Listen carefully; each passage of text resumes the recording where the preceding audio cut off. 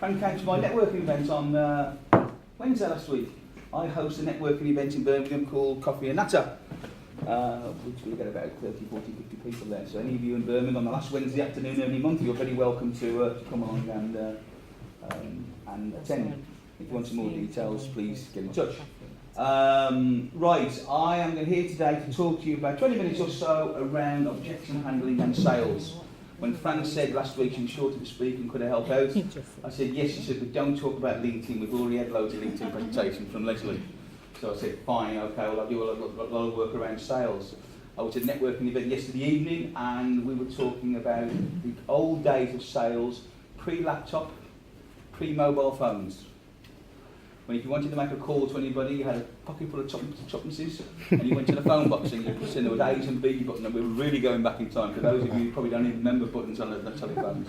But that's how you did it. When you want to find new clients, you walked around the industrial estate and knocked on doors and said, who do I need to speak to and can I have a compliment slip? And you spent one afternoon a week ringing people up saying, can I come and see you next week? That's the way it is. I run sales training. I go in-house, I do one-to-one coaching. And this, what I'm doing for you today, is the very end of various presentations I do, so it's purely and simply about objection handling, but I'll come on to that in a bit more details. So a little bit about me. Starting from the bottom, I go into companies from time to time and I do some interim sales leadership. Just a matter of interest, quick show of hands, who runs their own business? Who works for the man or somebody else? Also. Oh, some people do both. Okay, fine. The reason I asked that question is I was doing a presentation for another lady in Birmingham. I don't know if any of her called Paula and runs Kick-Ass. Great presentation. Great bunch of lady. And she asked me to do a presentation last year on time mastery. And so I was talking about how you use your time most effectively.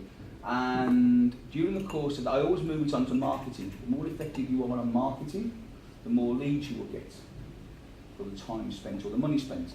And then the more effective you are at sales, the more orders you will get for those inquiries. And part way through it became very apparent that most of the people in the room hadn't had any sales training. And I said, hands up who's had any sales training? And out of 12 people in the room, only one person put a hand up. And I said, you've got to be kidding me.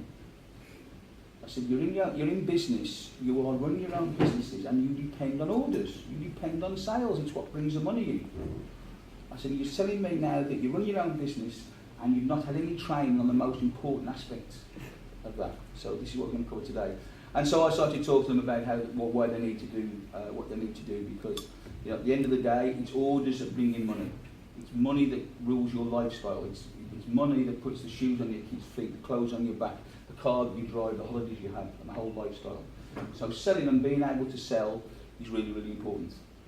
So that's what we're going to touch on today. So I do some interim sales leadership when I go into companies who need an interim sales leader or sales director for a short period of time, and I do that. I do a lot of work in the school sector. I've been a school governor for 25 years, so I train school governors in a number of areas. I also sit on the National Governance Association Trustee Board as a West Midlands representative. I host conferences. I'm a keynote speaker, as you can see. Apparently I've got a little bit of a reputation for knowing something about LinkedIn. Or as somebody called me last week for the first time, LinkedIn. So I think I'm going to, don't pinch it, it's mine. I've looked online, I can get www.linkedin.com. So I guess who's going to have that before the end of the week. What I'm here today is to talk about S&M. For those of you who watch 50 Shades of Grey, this is nothing to do with 50 Shades of Grey, this is to do with sales and marketing. So this is what we're going to talk about, it's about sales and marketing. Anybody thinking it was something other than... No. So what's your definition of selling? By the way, this is going to be interactive. I am not here to stand and talk to you for 20 minutes, this is about you taking part. What's your definition of selling? Someone buying something from you. Yeah. Promoting your products well enough for someone wanting to buy. Yes. Meeting somebody's need. Yep, all correct. Simplified, I put a little line together which I said is professionally helping somebody to buy. The phrase I use, professionally helping somebody to buy. Now, marketing. I could stand here and have a conversation with you guys about what is marketing. And if I went around the room, you would all have a different vision and a different version of what marketing is. Here's my definition. Marketing is anything and everything that you do that gets you to the point of a one-to-one conversation. After that, business development and sales techniques take over. So, email blasts, networking, going to expos, speaking, hard copy, adverts, anything like that which puts your name out and gets your name out in front of people is marketing. But if you think about it, you're only ever going to do business when you do one-to-one. People buy people first and everything else second. So in other words, you need to get to a one-to-one conversation with people. So what you need to think about with your marketing is, what is the most effective way that I can get to a one-to-one conversation with my prospects? And that's why I do a lot of work with LinkedIn, because LinkedIn, in my view, is the most powerful way of getting to your ideal clients very, very quickly. A lot of people say, why don't you go and look at my website? What happens then? Firstly, they've got to go and find it. Secondly, having found your website, they've got to do something with it. They've got to make a phone call or make a decision or send an email or fill a form in. So you're relying on somebody else, your potential clients, to go and do something. Whereas with LinkedIn, you can actually proactively go and find somebody. So for example, I'll give you an example. Early on this year, I'm reading an article in the magazine, and it says a well-known PLC in London, a big company in London, are going to spend £2.5 million on training. So I thought, I'm a trainer, I'm a coach, I wouldn't mind some of that. And so, now can you imagine the scene if I picked the phone up and rang a big PLC with a big office and a big reception area in London, and I said, can I speak to your training manager please? And they say, do you know his name? And I say, no, I'm afraid I don't. And they'll say, we have a no names policy. If you don't know his name, we're not going to tell you. Very prevalent these days. Or why don't you send an email to info@. Got no chance. I didn't bother. I just went on LinkedIn, I found the guy I wanted to speak to, I sent him a personalised message, he came back and accepted my invitation. I then said, this is what I'd like to chat about. He said, fine in, here's my mobile number, ring me at 10 o'clock in the morning. Wow. Yeah. I am speaking to that guy within 24 hours of even knowing he existed. My marketing at the point of that phone call is finished. I've got to what I want to do, I've got to a one-to-one phone call. Think about, this is my message before I move on to objection, think about all the marketing that you do. Is it the most effective way that you can get to one-to-one conversations? I'm going to move on quickly, else otherwise I could be a 3/4 hour doing this. But just think about it. So, definition of selling, helping people professionally to buy. In my view, there are 4 stages to the sales process. So this is your marketing's over, you're now at the meeting, you're now at the one-to-one conversation. Firstly, probing and questioning. And again, when I do my day-long training, my 2-day training sessions, it looks like I'm going out to Dubai and Kuala Lumpur later this year to do 2-day training sessions. So this forms part of it. Today, you're only getting the end of it. But at the start of it, we go through the whole questioning, the whole finding clients and how to question the right questions to ask. I haven't got time to go through today.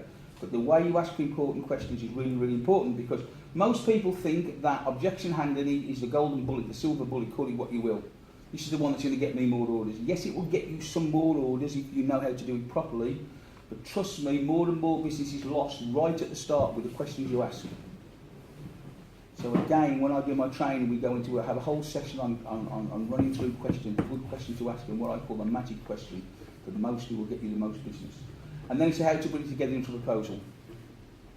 And then it's closing, and closing is different to objection handling. It's a technique I take through people, which is a closing technique called LACPAC. And I've been using that since the mid-80s. And I've trained that many people, and that many people have come back and said, Ian, that is brilliant. You know when you work with somebody and they say to you, I just want to think about it, let me think about it. Why don't you give me a ring next week? What happens when you ring next week, they don't answer the phone? Drop me an email next week, you can never get hold of them. I guarantee that when I do this closing technique with people, they look forward to the next time somebody said, I want to think about it. Because they put this technique into place. So again, I haven't got time to do it today, but it's one of the things. By the way, on your table you will see some follow-up forms. If you want a result of what you hear today, you want some more information, you want to have a chat on a one-to-one, or you think I could be used to your organisation, please fill the form in, and I'll come back to you afterwards, and we'll have that one-to-one chat. Yes, it works. So we're here today is to talk about objection handling. So I'm going to take you through a few. We'll have a bit of fun on the way, but I'm going to take you through 1 or 2 little items around objection handling. So negotiation and objection handling. Negotiation forms part of it, because at the end of the day you'll see why. So when you ever go into a negotiation with somebody, a discussion about pulling business in, there are three things you need to have. You need to have the ideal price or deal that you would like to have, the cheeky one, or if I forget that, that would be magic. You need to have the value proposition, what you think it's really worth, and the odds are what they think it's probably worth as well. It's a win-win situation in the day. And thirdly, you need to know what is the absolute minimum I am prepared to do this deal at. And I say deal because sometimes it's not price driven. There may be other things around it. Yeah, often it is, but it may not be price driven. So you need to know what the actual minimum terms that you are prepared to accept. And you need to know that before you go in, because like it or not, if you're not very good at it, and if you are good at it, when you go into negotiation or one-to-one meeting, it's a pressure situation.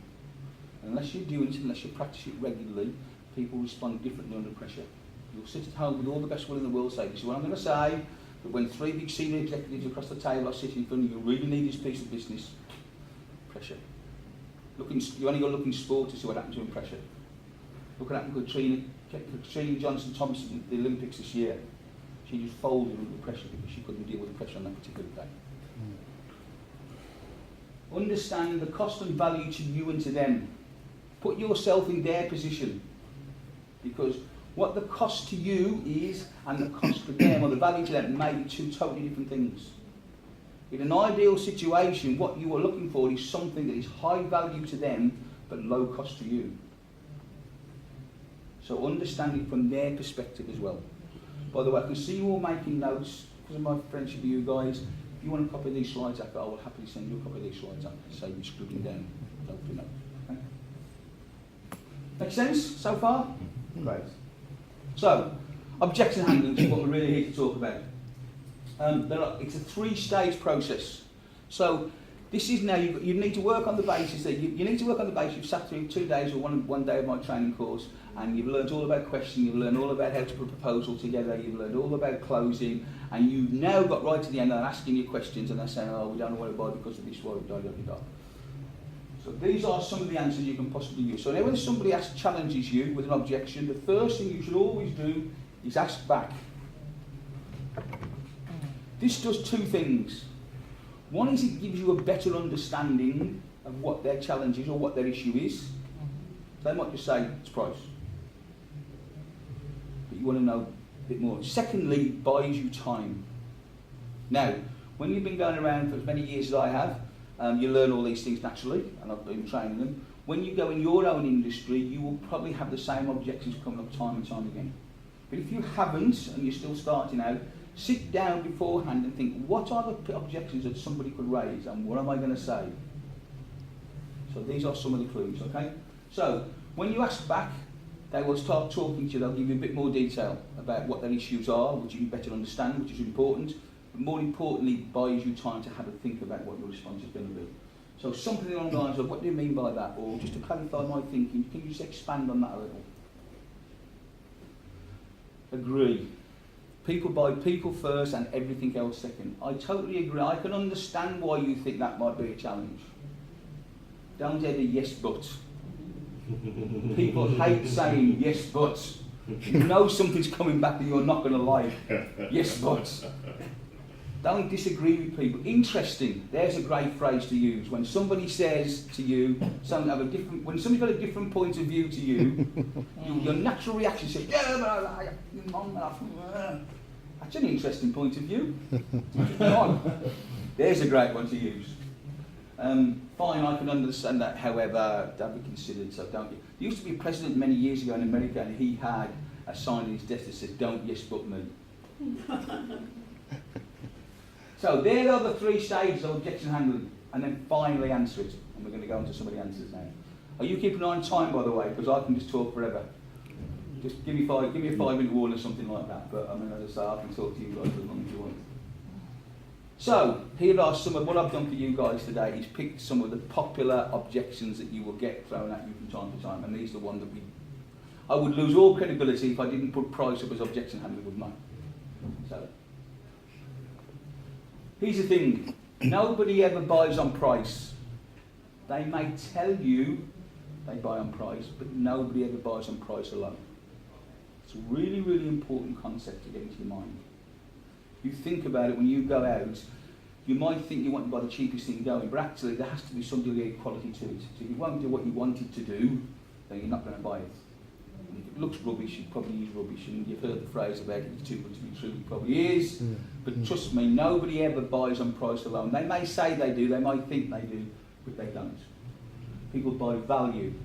So sell the superiority of what your product or service is. Matching features and benefits, sorry for abbreviations there if you don't understand, features and benefits. And again, this is just the end of a long presentation and a long training course that I do. Features and benefits. Nobody buys features, everybody buys benefits. Why would you go into B&Q to buy a 1/2-inch drill? Hang it on the wall? No, the benefit of 1/2-inch drill is you can drill a 1/2-inch hole, which means you can put a plug in and a screw and hang a picture of your mum and dad up on the wall. So think about, and again, that's marketing. It's amazing how much marketing I see. Just go look at your own. Is it a list of what you do? Or are you telling people what you can do for them? Have a look at your link, and I keep coming back to LinkedIn. Have a look at your LinkedIn profile. The little bit at the top of the page, it's got your picture. It's then got your name, and then it's got your headline. A little bit underneath your name on your LinkedIn profile. I'm willing to bet that most people in this room, that line underneath the name will probably say the job title and or the company they work for, or both. Why not turn it into a marketing message? So if you were looking for a LinkedIn trainer, you would get about 10 or 12 on a page, and all you will see is a picture, a name, and the headline. And you get down the page, it'll say LinkedIn trainer, LinkedIn trainer, LinkedIn trainer. You come to mine, it says helping businesses get more hot leads and sales. LinkedIn trainer. Who are you more likely to click on that page of 10 or 12 people? Something with a good chance. People tell people what you do for them. Nobody gives two hoots what you do. I've got bad news, sorry. Nobody gives two hoots what you do. So, whenever you're on price, you get this. These are the features. You reiterate the features. And again, when I do my training sessions, we go into this a lot, features and benefits, about the features and benefits of your company. And you get me. There's a great, powerful line I've used over and over again. You get this, you get that, you get the other. And by the way, you get me as well. You get me on the end of my telephone 24 hours a day, 7 days a week. If you need anything, you get me. I will get back to you within 12 hours of you leaving me a message. How about that? Powerful. I've had people give me business, and I always ask people afterwards, why is it you gave me the business as opposed to X, Y, and Z? And I've had people say to me, because you said that was the killer. So you said to me, if anything went wrong, and I'll work for some big companies. So it wasn't just this prior to me working for myself. So when I work with those big companies, I said, look, I know it's a big organisation. If you have a problem, you ring me. And he said, I've had at least 2 or 3 people over the years say, that was what clinched it. Because we knew we could ring you if we had a problem. So there's some objections on price. Here's a couple of ways you can deal with it. What I call the funny money approach. How much more? How much more? So, here's the thing. You go to buy a car into a car showroom, and the guy showed you around, he's asking all the right questions, and you love this car, and then you sit in his office and it's crunch time. And you say, how much is the car? And he says it's 25 grand. And you say, this one you say, I've only got 20 grand. If he's asked the right questions, he should have found this out before. If he'd been on one of my training courses before, he wouldn't try to sell you a 25 grand car when you only got 20 grand in your pocket. But hey ho, let's assume for the benefit of this, he hadn't been on one of my training courses, and he's trying to sell you a 25 grand car. The point I'm making here is how much more is a really, really important question to ask. Because at this moment in time now, if this car is 25 grand and you've only got 20 grand in your pocket, the value of that car now, the discussion is all around how much? 5 grand. That car is no longer worth 25 grand as far as he's concerned, it's worth 5 grand. Because he knows you're willing to pay 20 and he wants 25. So he should now be reiterating all the features and benefits and all the reasons why you want this car and talking about 5 grand. This is right, this is psychological. I've done a lot of work on sales psychology, and this is how people's people's minds work.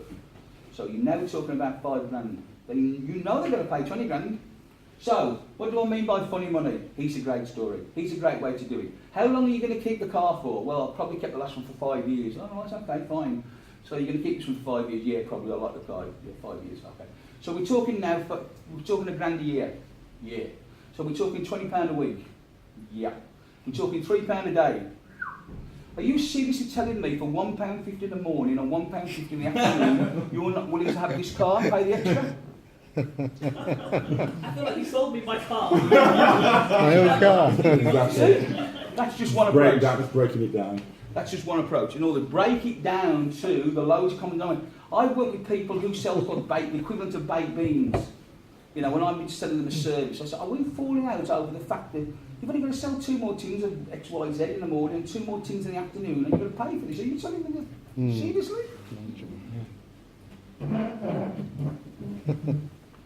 Compared to what they make or sell, that's the other way of doing it. Here's another one they often say, I can buy this cheaper elsewhere. Yeah. I've just nodded sometimes to say, yeah, you probably can. I've then been quiet. And it's amazing how many people, when you go, here's a natural psychological reaction, you go quiet, people want to fill the void. And it's very difficult for salespeople, because salespeople tend to be a bit like me. It's amazing what silence does. So when people said to me, I've sometimes said, yes we are the most expensive. Shut up. And you'd be amazed how many people then tell you why you're the most expensive and how good you are and the great service you offer and the great product you serve. And they'll just convince themselves what they're doing. I haven't said a word, all I said is we are. Sometimes you might have to say, yes, we are. However, you have got a choice to make. You can spend just enough to get by and have an inferior product, or you can spend a little bit more money and get the best product or service that you can possibly afford. What would you rather have? The best that's out there, or just enough to get by? And we'll come back to a poem by John Ruskin later, but reflect on that. So there's some things about price. 2 great questions to ask when it comes to price. How much too much? So whenever somebody says to you, it's too expensive, you need to ask one of these 2 questions. This is probably the biggest takeaway you will take from this morning. So I guarantee the next time somebody said it's too expensive or it's too much, you will ask one of these questions. How much too much? And I gave you that example on the previous slide. An even better question, or just as good a question is there a price at which it becomes of interest? Do you remember going back to the first slide when I said there are 3 prices you need to take in, or 3 figures you need to take in? The one you'd really like, the cheeky one, the value proposition, and the cheapest. Is there a price at which it becomes interest? Get them to tell you how much they are willing to pay. Because you might be happy with that. Then you can work up from that. But you need to understand what they're thinking. Now again, if you've been on one of my courses and you've learnt all the question up front, you'll probably have a great handle on this anyway. You'll know how much people are paying currently for the service if they've got it.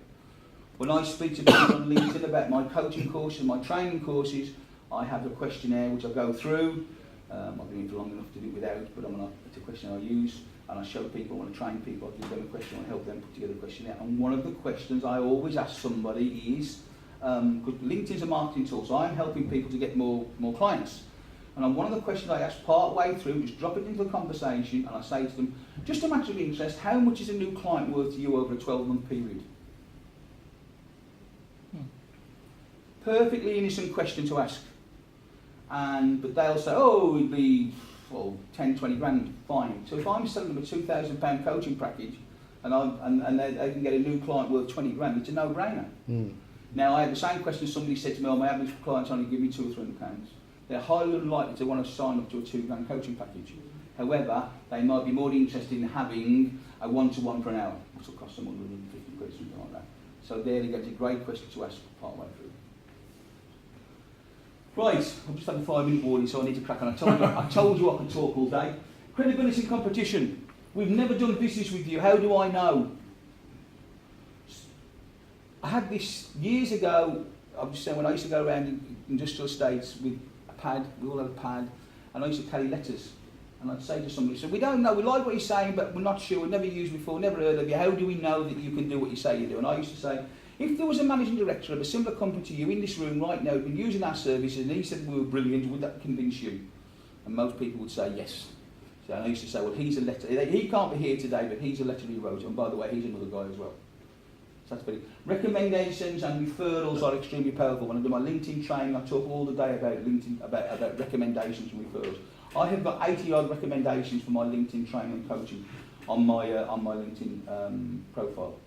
So if you're looking for a LinkedIn trainer or sales trainer, and you've got 2 guys, I said I'm good, and he said he's good, he's got no recommendations, this guy's got 80-odd, who are you going to go to? Who are you going to call, Ghostbusters? Testimonials, go get them. Delivery, you want it next week, you can't do it for 4 weeks or whatever it might be. I'm just giving this as an example. Change the primary criteria for ordering. Again, if you've been asking good questions, you'll know what the challenges are, you'll know what the issues are. And this is particularly relevant. So maybe suddenly they only need for 4 weeks. Hang on a second, I know I can't deliver this for 4 weeks, but you did say up front, this is going to deliver and you take all your problems away. Are you really sure you can't wait 4 weeks? Yes, what happens if somebody comes and delivers it tomorrow, but it's not exactly what you want, and in 12 months' time we're having the same conversation? How are you going to feel then? Surely in the long term, the fact you're ordering the best solution must be a decisive factor. Yeah, you get the idea? This is a great one.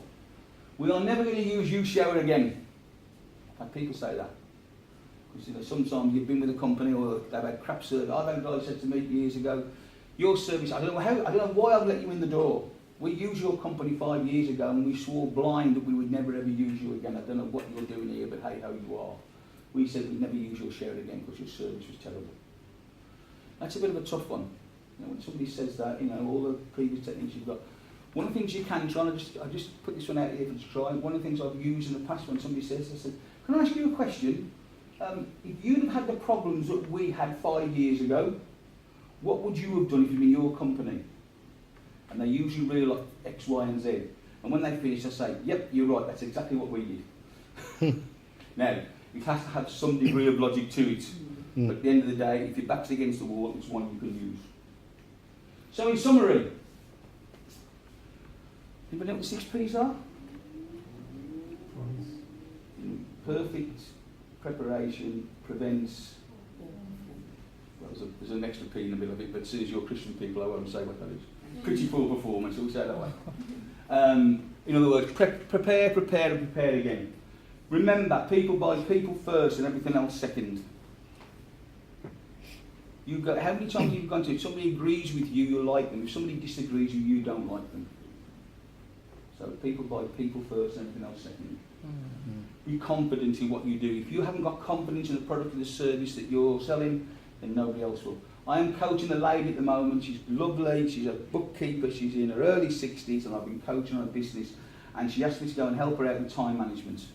The first meeting I had with her, it was patently obvious that time management wasn't her problem. She was very, very good. And when you work for yourself, you're the bookkeeper, you're the salesperson, you're the marketeer, you're the telephonist, you're the accountant, And she was very, very good at doing all of that. They're what I call pillars of your business. And you need to look after every pillar, because you only need one pillar in the building to be weak or be non-existent, and the building will tumble over. She was very, very good at all these different things you need to do, but she was working 7 days a week to earn enough money to survive. So I said, you're not charging enough. She was only charging £15 an hour. And I said, you need to charge, let's try £20 an hour. I understand that's probably the going rate. So I said, this is how you do it, this is what you say. When somebody said down, I said, this is what you're saying. We did all that sort of stuff. And 2 weeks later, when I had the next session with her, she said, you'll never believe I've got 3 new clients. I said, what are you charging? She said, £20 an hour. And she was over the moon. And I looked her straight in the face and I said, okay, what are you going to do next time somebody rings you up? She looks at me and she said, you're going to ask me to charge £25 an hour, aren't you? And I said, yep, I sure am.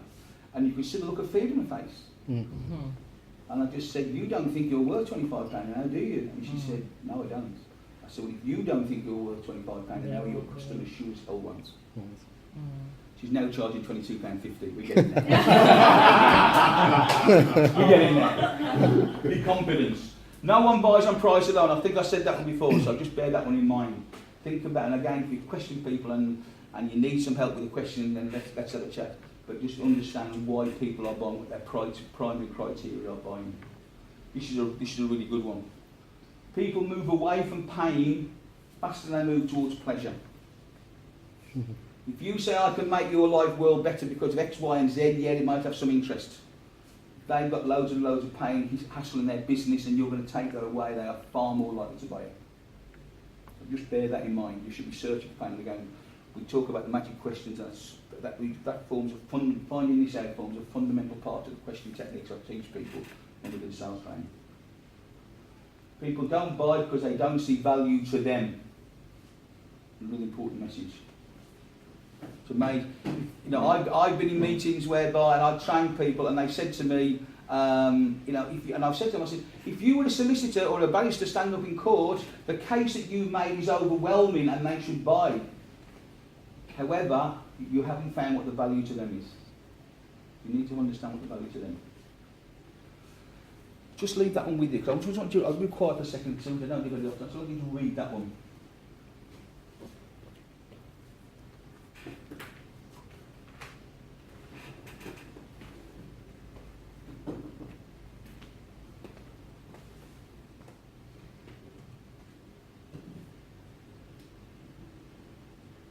And again, I'll send you copies of these slides so you've got it. So in other words, you just read it. So be prepared to pay that little bit more to get what you want. And again, think about your clients as well, you're doing that. These are some of the things I do.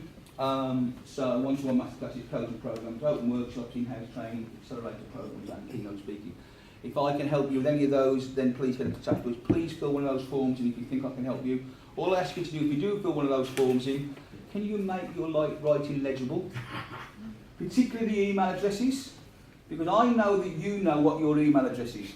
But when I come to the end of the week to return these and start sending you some stuff out, I need to understand what your email address is. Because I want to send you the slides for a start, and if I can't read it, there you go. There's my details. I've also got my business cards are on the table. As I say, please take one away. Please get into. Please connect me on LinkedIn for no other reason than I have 3,500 first tier connections. Which, if you connect me on LinkedIn, they will become your second tier connections. So straight away, your database of connections on LinkedIn will go up by 3,500 people. How much is that worth alone? So please connect me on LinkedIn. Thank you. You've been awesome. Any questions? I haven't covered everything. I can't have covered everything. Okay, obviously not. If there's any questions, shy, that's fine. I'll be hanging around, obviously having some coffee and texting you guys later. I hope you really enjoyed that. I hope you have a great rest of the day, and thanks for your time. Thank you. Thanks, Ian, for that. Wasn't that food for thought? Oh yeah. Has everybody learned something? Yeah. Well, I have. So this takes us to my next phase. Yeah. Okay. In terms